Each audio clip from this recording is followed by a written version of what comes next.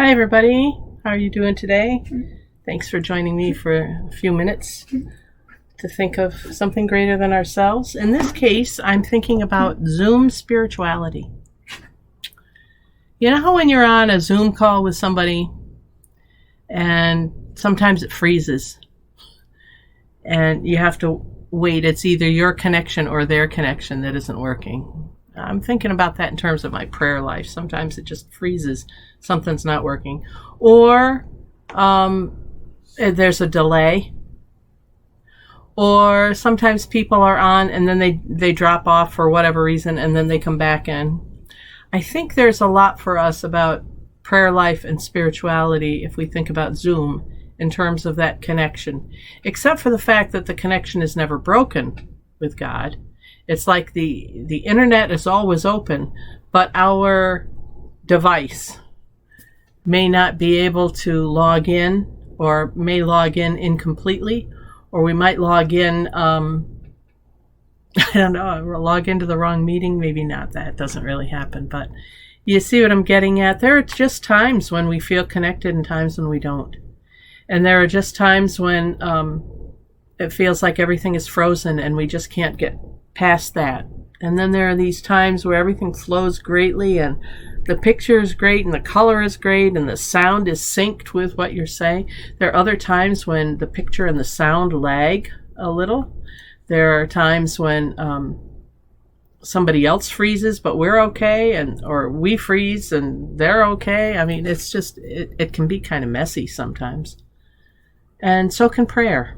So can our connection with God be kind of messy sometimes. It's not always what we think it's going to be.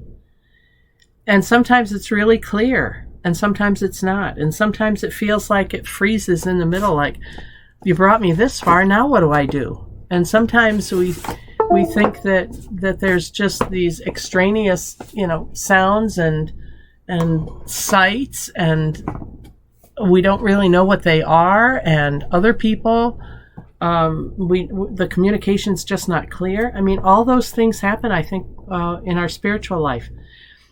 Is it God? No, because God is always perfect in terms of communicating with us and ever ready to communicate with us. But sometimes it's almost like we have to drop off and come back. Say, I'm not hearing you right now. Let's start over. You can do that with your prayers, Oh, this is not turning out like I wanted it to. God, let me start over again and begin the prayer. I think there are some good examples for us in our Zoom life. And we've all become pretty proficient at Zoom over the last, year and a half, 2 years.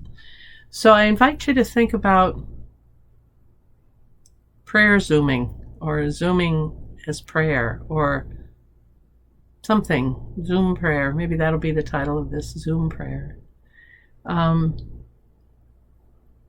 I know that through Zoom I see myself in a different way than I ever used to. I mean, I have to look at myself every time I'm Zooming, right?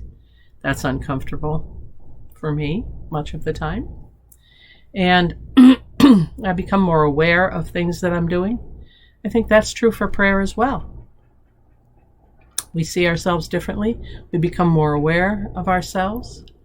We see ourselves in community.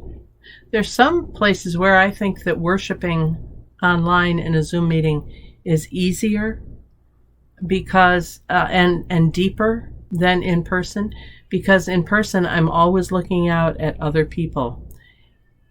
When I'm Zooming, I'm looking at all of you as well as at myself in that community. And it's a different setting. It's a different frame of reference.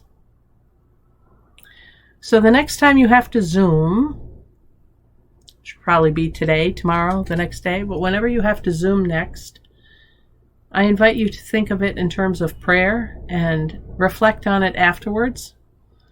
What are the similarities to your prayer life? And what can you learn about your prayer life from Zoom? Okay, that's it for today. I hope you have a great day, and see you next time. Thanks for joining me for Prayerful Pause with the Pastor, and I'm Pastor Deb Swift of South Presbyterian Church in Rochester, New York. We'll see you next time. Until then, God bless. Take care. Bye for now.